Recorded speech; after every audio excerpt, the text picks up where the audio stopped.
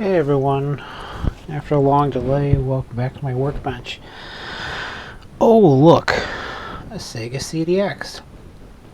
Well, this one has got me in just a real head scratcher.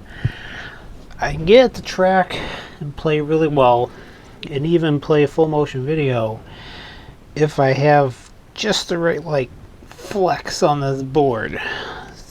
I've reassembled it twice already, and both times it just doesn't track anymore, and it doesn't want to track anymore, and doesn't want to play full motion video. Sometimes it works great, other times not so much. Right now, I think I've got it tracking okay.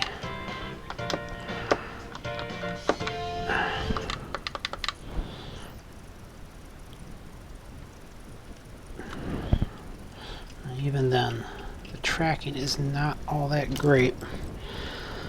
I'm really fighting this thing. It's really, I'm trying to figure out what is it. I put it on this non-conductive material here to make sure it wasn't, see my stack mat here is a semiconductor, so I want to make sure it wasn't inducing a problem that way. This one has no conductor on the back. Oh, it's just being a total... I mean, I've tried every trick I can think of, and I start getting it working, and then as soon as I go to reassemble it, then it stops working again. So I don't think it has to do with the laser, though. I think it has to do with the stepper motor control. And I don't know what to do about that. There's some signal which is loose in here. I don't know why. I mean, everything has been recapped and everything, but there's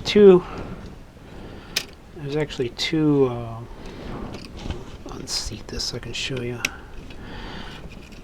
There's two motors that are involved. Let me get them out of the way.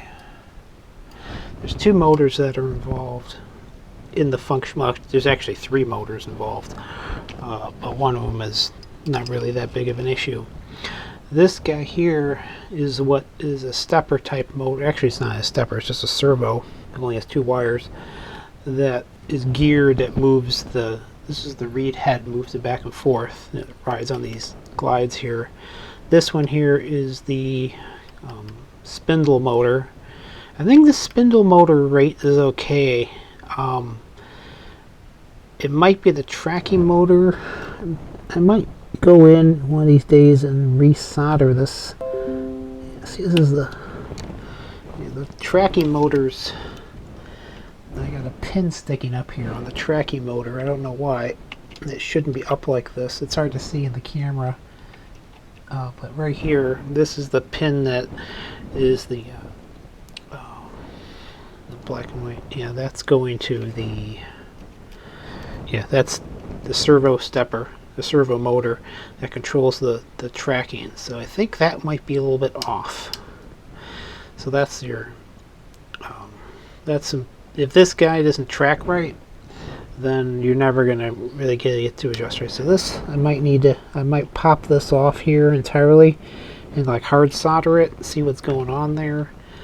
And then there's actually three motors. This is the spindle motor, that's the servo tracking motor.